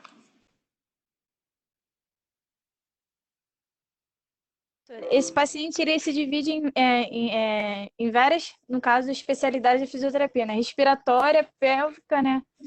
Na verdade. Exatamente. A gente meio que fica meio confuso, entendeu? A gente fala, mas tá faltando a outra parte respiratória, entendeu? Então, mas é por isso que eu orientei a vocês que o ideal é que vocês, na hora de traçar diagnóstico funcional, ponham em tópicos para poder pensar no objetivo em função do diagnóstico funcional e depois pensar no tratamento de acordo com isso também, de acordo com o objetivo. Senão vocês se perdem. Tá? Ele realmente é um paciente que envolve muitas questões, mas não foi à toa, tá? O caso clínico, ele foi proposital, para juntar tudo. Já que vocês já viram isso tudo. Oi? Existe, o caso é real, existe. No caso de homem, existe muito. Tenho certeza que vocês fizeram uma discussão boa a respeito da saúde do homem na semana passada com a Leandra, e isso foi falado, né?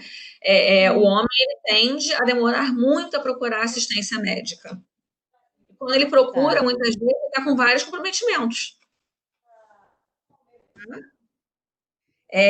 A gente tem mais intervenções para esse paciente, além do que foi falado. O que mais a gente pode fazer?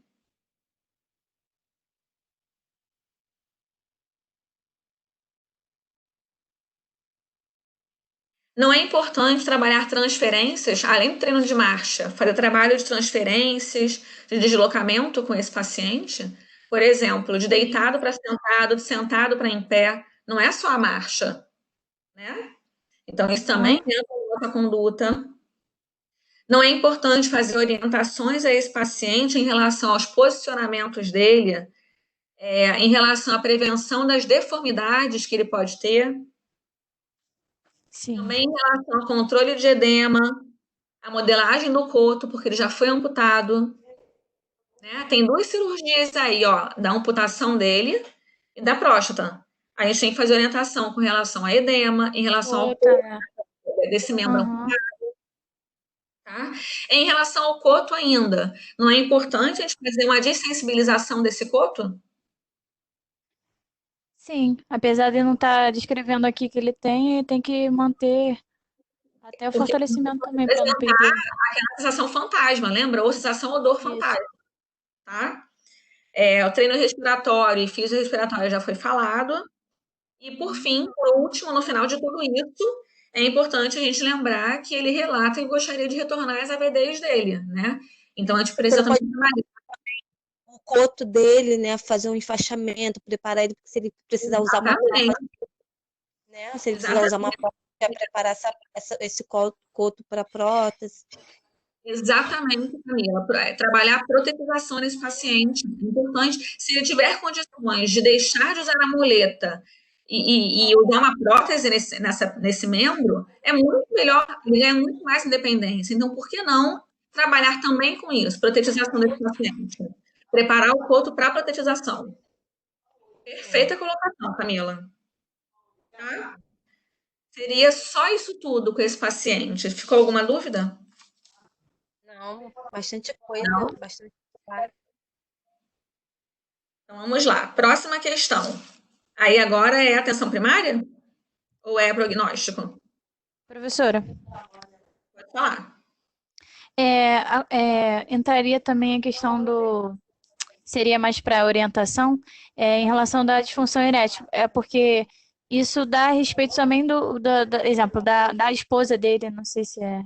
Ah, sim, mas aí entra na atenção primária, tá? Porque isso entendi, na orientação, né?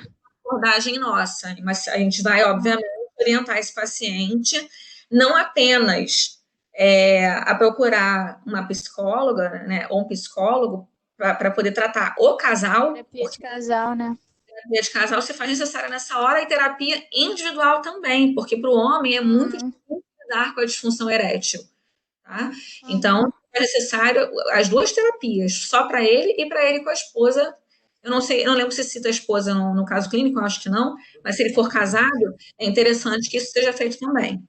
Tá? Mas aí entra em atenção primária, tá? Vamos lá. A próxima questão é o prognóstico. Qual seria o prognóstico desse paciente para vocês? Para mim é bom. Vamos lá. Pode falar, Camila. Mas ele é bom, porque a gente pode melhorar muita coisa nele, a capacidade respiratória, motora, a gente pode dar uma independência para esse paciente, conforme a evolução dele, ele, né, pode, como a senhora falou, deixar o uso da amuletas e usar uma prótese. Então, eu acho que é um prognóstico bom. Eu acredito nesse paciente. Apesar, né? De todas. Boa colocação da Camila e bom complemento seu agora, Júlia. É bom sim, Jansen, o prognóstico ele pode ser bom sim, tá? É um paciente que está em casa, né, que vai para casa, não sei se a gente fala se teve alta já, né? Está na fisioterapia já teve alta, ele está em casa. Agora, ele tem condições de ser um bom prognóstico, no entanto, para que se alcance esse bom prognóstico, é necessário tudo isso que a gente está falando aqui. Se ele for um paciente rebelde e não seguir as orientações, continuar fumando, não se tratar, não tiver uma boa alimentação, aí ele torna a condição dele ruim de novo. tá? Mas o quadro que ele apresenta tem possibilidade de ter um bom prognóstico. Mas para quê? Para que isso aconteça, um bom tratamento tem que ser feito. E pode ser feito. Ele tem condições de deixar as muletas e passar para prótese, tem condições de praticar atividade física com a prótese, tem condições de melhorar, né, a condição cardiorrespiratória e motora dele, tem condições disso tudo. Realizar tarefas no lar, né? Exatamente, tá? É que a gente confunde muito, desculpa, professora, a gente confunde muito a relação dele ser diabético, né, ter sido amputado, ter tido câncer de próstata. Então, assim, a gente acha que é um caso meio que, não terminal, né, mas um caso crítico, né, pelas doenças pelas patologias, né? As pessoas vão pensar o seguinte, quando a gente pergunta de prognóstico, a gente pergunta na possibilidade que esse paciente tem. Se existe possibilidade de tudo que a gente está falando, então é um prognóstico bom. A gente não falou de milagre nenhum. Tá? Agora, se é um paciente com mais conhecimento do que isso, que está em coma há 20 dias, que não sai do ventilador, que tem outras complicações além dessas, que fazem com que, com que ele não tenha chance de sair da ventilação mecânica, etc., aí é um prognóstico ruim. Tá? É lógico que ele tem vários itens a serem tratados, mas apesar deles, ele tem condições de ter uma vida saudável? Tem. Sim, tem. Tá? Que a gente precisa focar. Tá bom, Jansen? Agora, é lógico, foi o que eu falei. É um paciente que se colocou nessa condição, concordam? Ele se colocou nessa condição. Se ele é um paciente diabético e continua fumando, ele se coloca nessa condição. Então, para que ele consiga ficar bem de verdade, ele precisa entender isso tudo e se tratar direito, seguir orientação. Senão, ele vai se colocar no buraco de novo. Mas ele tem condições, é um bom prognóstico. Tá? E mais uma coisa, apesar de ser um bom prognóstico, a gente precisa lembrar que ele vai ter limitações, ele vai precisar de cuidados constantes, inclusive dele mesmo. Tá? E vai precisar sempre acompanhar a saúde dele, vai precisar sempre fazer acompanhamento médico com um endocrinologista, com urologista e quem mais for necessário aí dentro do contexto que ele apresenta. Senão ele não consegue ter um bom prognóstico, mas ele tem condições disso, tá bom? Chegamos à última questão, certo? Sim. A última questão é atenção primária. Então, Júlia, começa falando de atenção primária, Júlia. É indicado o psicólogo, né? O urologista, como você falou. Encaminhar esse paciente para o psicólogo. Mas endócrino para manter, na verdade, a diabetes dele controlada.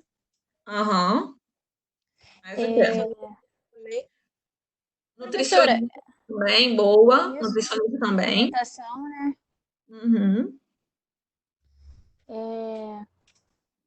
Ai, meu Deus do céu, professora. Orientar ele a procurar um terapeuta ocupacional que pode fazer os ajustes na casa dele, no lar dele, algumas adaptações para ajudar nas tarefas, no desempenho das tarefas.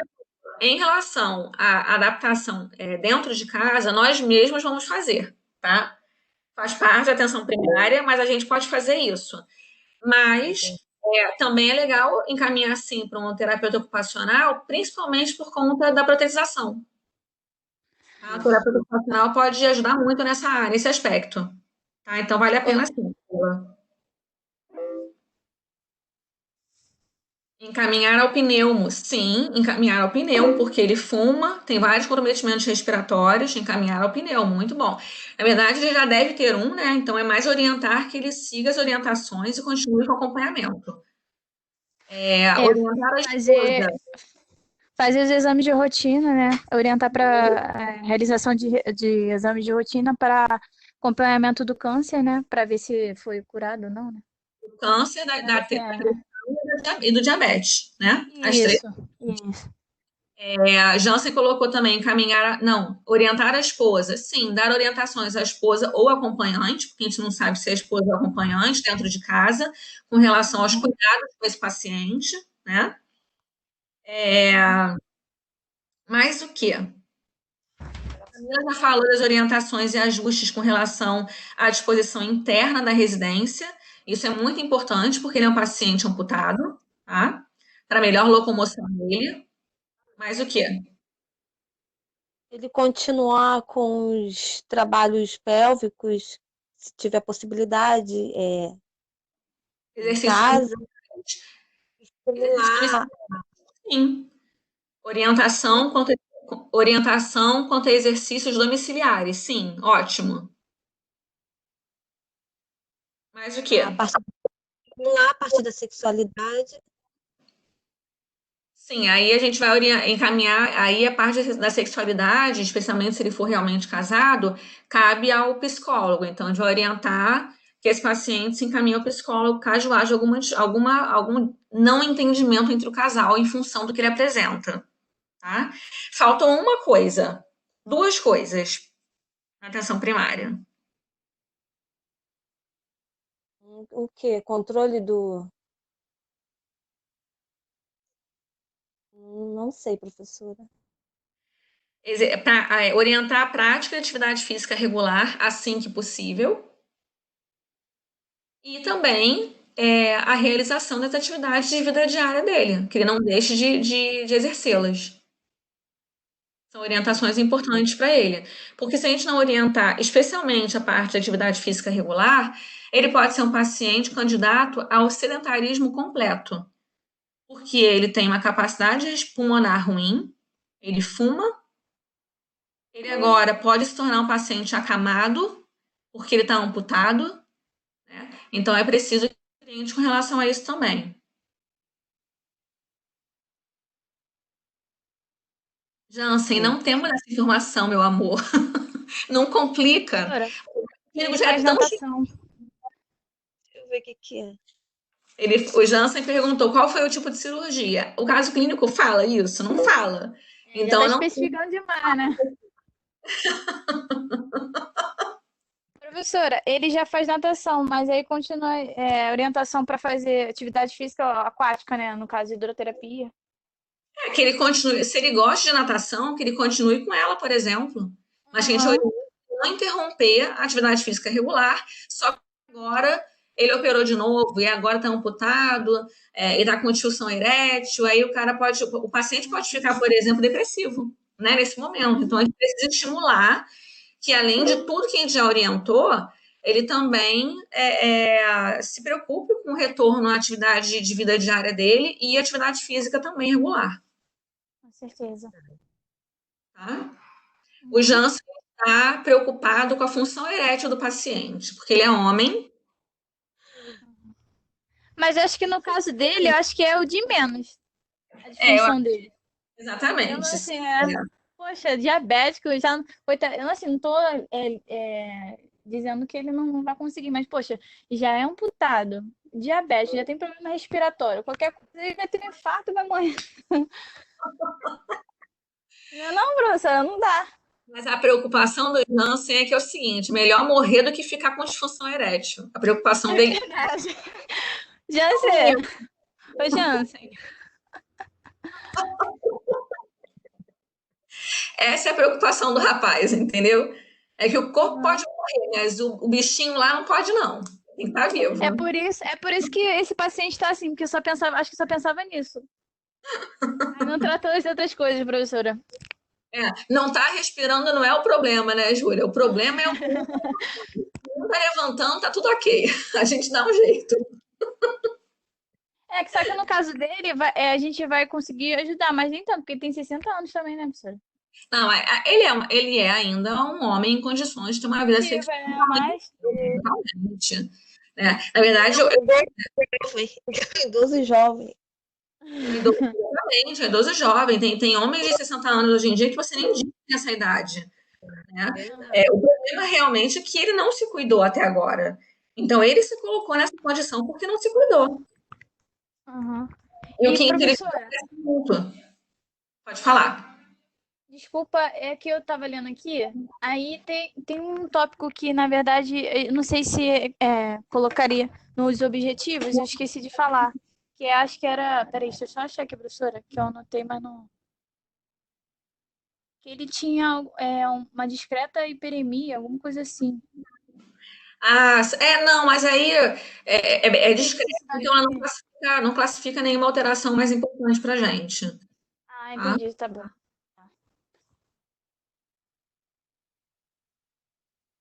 Tudo bem? Com relação a esse caso clínico pequenininho que a gente criou para vocês? Facinho, Sim. facinho de resolver? É muita coisa para pensar. É muita coisa para pensar. Mas é por isso que a gente, né, eu sempre falo para vocês, tentem se organizar na hora de resolver, né, as situações de aprendizagem, de forma que vocês façam isso que eu estou falando, coloquem em tópicos. A primeira questão não é o diagnóstico à toa, né? É porque através dela você vai refletir sobre o resto. Então, desenvolve o diagnóstico funcional em tópicos. Vai lendo o caso clínico e vai colocando lá os tópicos de diagnóstico funcional. É verdade, Jansen. E olha só, isso não é brincadeira não, tá? Isso é sério, porque assim, não necessariamente o fisioterapeuta domiciliar desse senhor vai ser capacitado para trabalhar a disfunção erétil dele e a incontinência urinária, por exemplo. Ele pode ser um fisioterapeuta motor, que vai conseguir trabalhar a parte respiratória também, mas que é primordialmente voltado para a questão motora dele. Ele vai precisar encaminhar esse paciente também para um fisioterapeuta que seja voltado para essa área pélvica, tá? Tá. Na verdade, sim, Jansen, nesse caso, é lógico que esse paciente vai falar que ele quer tratar primeiro a área pélvica, é óbvio que ele vai querer logo isso, né? Mas nesse caso aí, tudo se faz importante, né? Não dá para a gente começar uma coisa e deixar a outra lá esperando. Tem que trabalhar tudo ao mesmo tempo, sim. É melhor. O Jansen, você está engraçadinho hoje. Jansen falou que é melhor internar esse paciente na clínica de fisioterapia, fazer um spa, né, Jansen? Pagar lá Porque. um pacotão de diárias e ficar lá intensivão, né, coitado. Gente, nessa SA, não sei se vocês sabiam disso, né, mas nessa SA a gente desenvolveu um caso clínico também, similar a esse caso clínico que a gente passou para vocês, e transformou isso em roteiro de teatro e levou isso para a equipe de teatro da Celso, e aí eles estudaram o nosso roteiro, estudaram o nosso caso clínico, leram a respeito de tudo, diabetes, hipertensão, tratamentos necessários, complicações que podem acontecer, leram sobre tudo e criaram uma situação realística, né, que a gente chama, em cima do nosso roteiro, do nosso caso clínico, que é especial para o Núcleo 6. Então, nesse momento, vocês assistiriam a esse teatro. Ah, poxa. Mas eu prometo a vocês que no próximo período, quando chegar esse momento, né, para a turma que estiver com a gente, eu vou convidar vocês para irem lá assistir. Fiquem tranquilos, vocês verão, tá? E ficou muito bonito, muito mesmo, assim, bonito de emocionar, tá? Os alunos ano passado ficaram bem emocionados com o teatro, ficou muito legal. Imagino. Ano que vem não, período que vem, vocês já sabem que vocês vão ter em algum momento aí. Eu só não tenho como garantir que o dia que vocês têm aula vai ser o mesmo em que vai acontecer essa simulação realística, né? Ano que vem não, Jansen, cruze, vai ser no período que vem, período que vem. Vem de graça, não. Período que vem a gente está lá na sala, se Deus quiser. Isso aí. E aí vai acontecer o teatro, e aí vocês vão estar lá para poder assistir junto com a gente, tá bom? Prometo a vocês. E ficou bem legal. Uma pena que a gente está num momento especial e que isso não foi possível, né? Mas, então, deixa eu voltar ao que eu estava falando, Camila, que eu não esqueci. Estava falando sobre a resolução dos casos clínicos, né? Então, é importante que vocês vão lendo o caso clínico e vão colocando em tópicos, né? Todos os diagnósticos funcionais que vocês vão encontrando. Na segunda questão, objetivo, foca no que vocês viram de disfunção, para que vocês tracem os objetivos de tratamento de vocês, sejam eles específicos ou principais, que a gente chama, né? Que a gente também pode dividir os objetivos dessa forma. Por exemplo, tratar a disfunção erétil seria o objetivo principal. Como é que a gente alcança esse principal? Aí você pode destrinchar, né? Melhora da sensibilidade, melhora dos reflexos, né? Adequação dos reflexos, melhora da força muscular do assoalho pélvico. Tudo isso junto vai fazer com que o objetivo principal da disfunção erétil seja recuperado. Então, a gente também pode fazer isso, né? Dividir em objetivos principais específicos. E aí, a partir disso, vocês vão trabalhar em cima do tratamento. Vão ver cada objetivo que vocês têm, o que pode ser feito de conduta para atingir aquele objetivo, para alcançar aquele objetivo. E aí, assim, fica mais fácil para vocês, né? Porque senão vocês realmente se perdem. Esse caso clínico em especial, ele era muito complexo. Ele tratava da parte motora, da parte pélvica, né, funcional, sexual, urinária e respiratória. Né? Eram 4 coisas ao mesmo tempo. Então, realmente, para poder organizar a cabeça ali, só sendo muito organizado mesmo, né? Na hora de fazer as questões. E aí o resto, o prognóstico não, mas até a atenção primária, vocês podem se guiar pelo resto, pelo que vocês fizeram. Né? Porque se vocês percebem que é um paciente que tem maus hábitos alimentares, por exemplo, que por isso está com uma diabetes descompensada, então vocês já sabem que na atenção primária vocês têm que orientar esse paciente ao nutricionista. Entendeu? Sim. Tenta no próximo, quando a gente abrir o ciclo 3, fazer desse jeito, vai ficar mais fácil para vocês. Tá? E é isso, a gente hoje conseguiu concluir tudo, falta meia hora de aula ainda.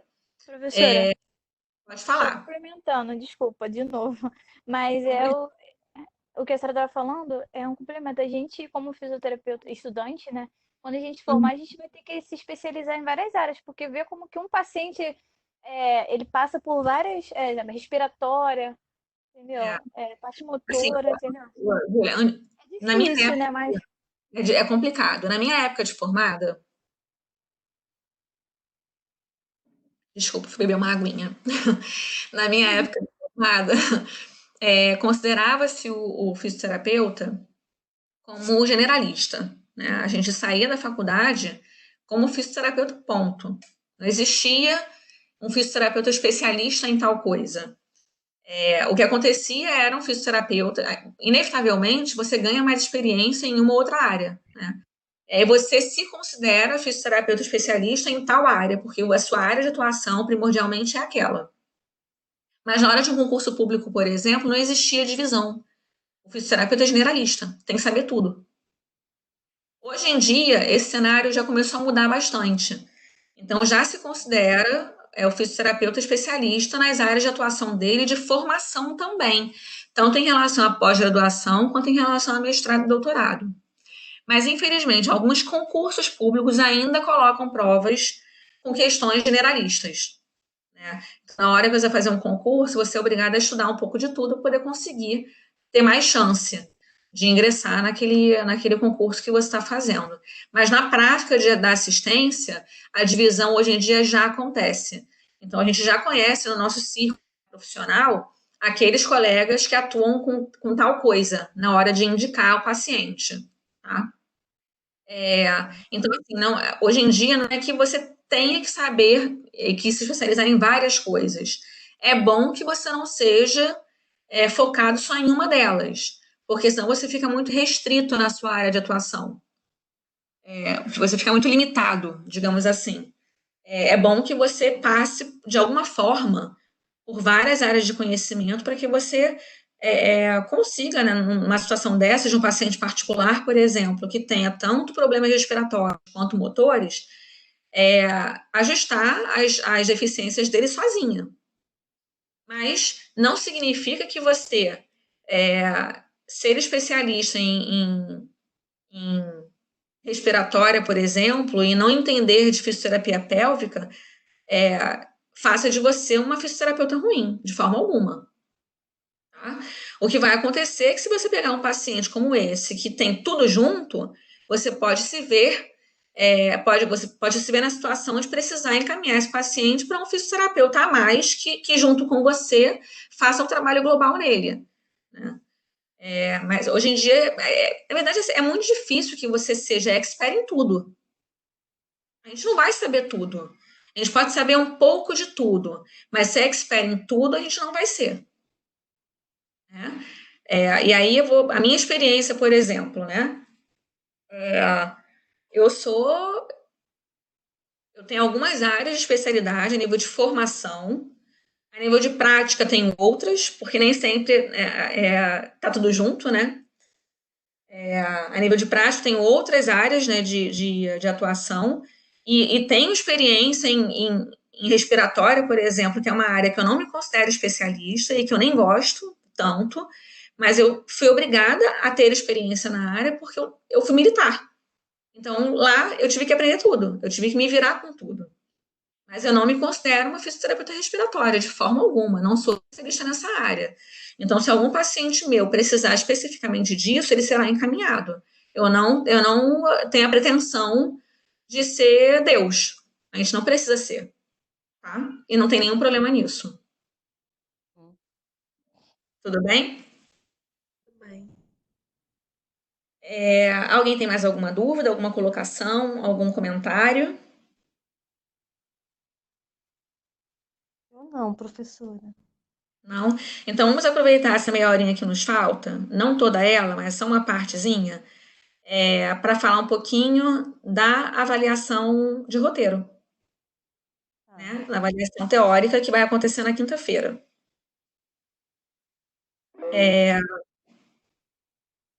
Eu vou abrir aqui. Na verdade, antes de tudo, eu vou parar de gravar, porque a aula já terminou em tese.